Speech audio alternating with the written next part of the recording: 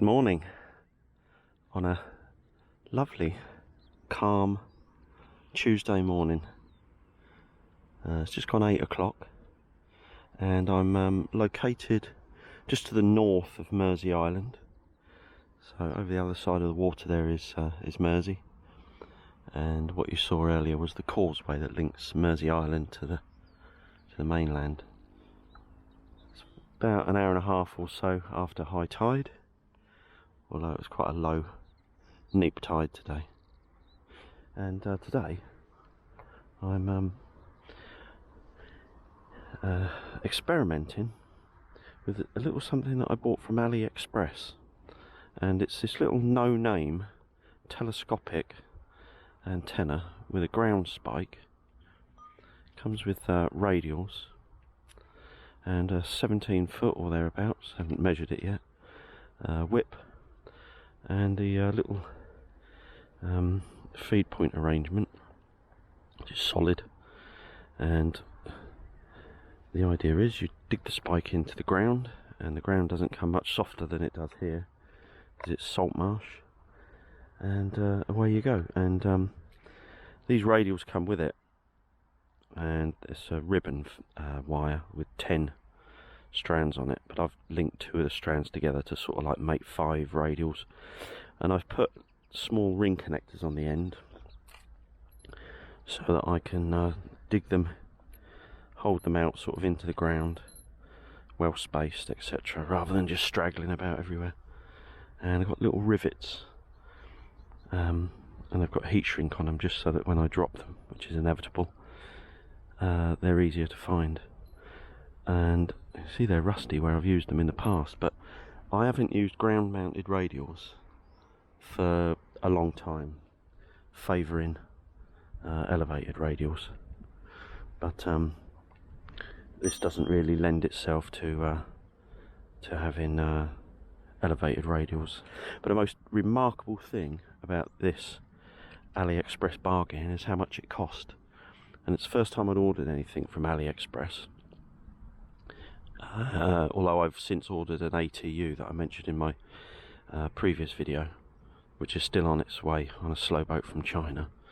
But I sort of bought this to test the ground with AliExpress, and I was amazed when it turned up yesterday, exactly a week after I ordered it, for the sum of £10 and 6p, which is amazing really. It's completely flabbergasted me that it would turn up.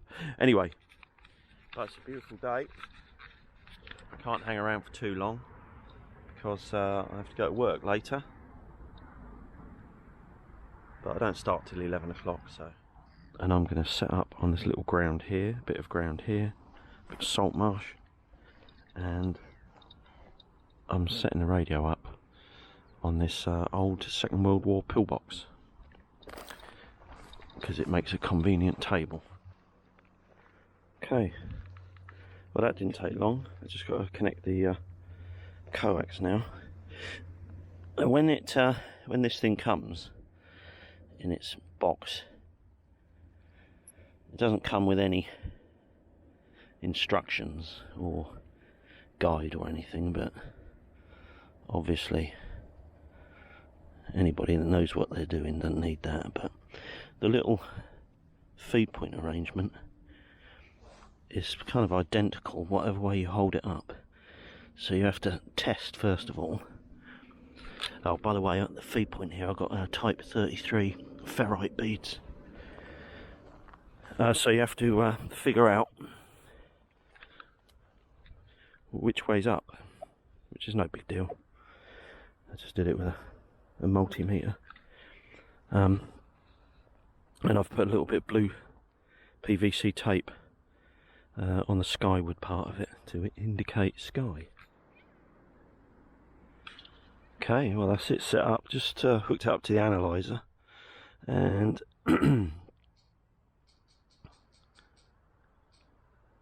the oh, a bit too high there, around 14, let's go up here, about 14 to 20 megs. It's 1 to 1.6 or thereabouts and that's just with it fully extended. Good to go. Battery that I've got with me today, which is more than enough for this, especially for how long I'm going to be here, is a 12 volt 8 amp hour LiFePo 4 battery. But it's actually giving me, when I hooked it up to the little voltmeter, it's actually outputting 14 volts. So there you go. Right, let's turn the radio on, see what happens. Echo 0 Whiskey Mike Golf port now. Picking in 5858. Echo 0 Whiskey Mike Golf port table. Very good morning. 5 and 7 for you. Echo 0 WMG. Thank you very much. 5x7. Yeah, you're 5-7 also. 5-7, Roger. Roger, thanks, and you have a great day. 7-3. What is that? Echo 0 Whiskey Mike. Yeah, 2 Echo 0, Washington, Mexico, Germany, portable. Whiskey Mike Golf, 2 Echo 0, Whiskey Mike Golf, portable, 5 and 8, you see? Thanks very much, you're 5959, Roger. Oh, yes, 73. Okay, I think that'll do. Glad I made the effort to get out of bed, actually. It's such a beautiful day. And it's just nice to come down here. There's something sort of quite charming about Saltmarsh. It's quite barren, particularly in the winter. It can look quite barren. It looks quite nice today, but it's good for the environment. Saltmarsh can store up to 2 tons of carbon a year, apparently. But since Roman times, we've lost about 85% of the saltmarsh.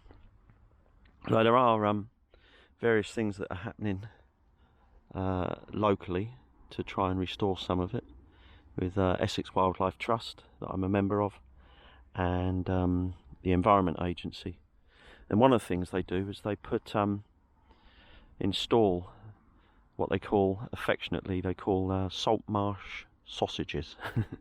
Saltmarsh sausages, which are big rolls of coir, which is a kind of a byproduct of coconut husk, and they put them across the channels, and it helps the sediment build up on the other side of the of the channels, and kind of restores the salt marsh.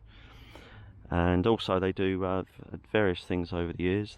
Where they've flooded farmland, sort of low grade farmland. So it's 22 hectares of farmland was flooded up there at Finger and Owick, and over yonder at Abbots Hall Farm, which is the headquarters of Essex Wildlife Trust. They've I think they created about 80 hectares of salt marsh, because it's being lost at about 100 hectares a year, as I understand it. But the most important thing for radio hams is that it's perfect for perfect ground for antennas, particularly verticals. So big shout out to Saltmarsh. Gotta love it. Anyway, I think that's enough for now. 4 contacts, all 3 of them, three of them were with POTA stations. So POTA obviously brings quite a bit of activity. That sun is actually quite strong. It's still quite low, and there's quite a bit of glare off the water. Need to dig my sunglasses out. Anyway, so that's it for now. Just wanted to test this aerial out. £10.6, absolute bargain. So 7-3 till the next one. Bye for now.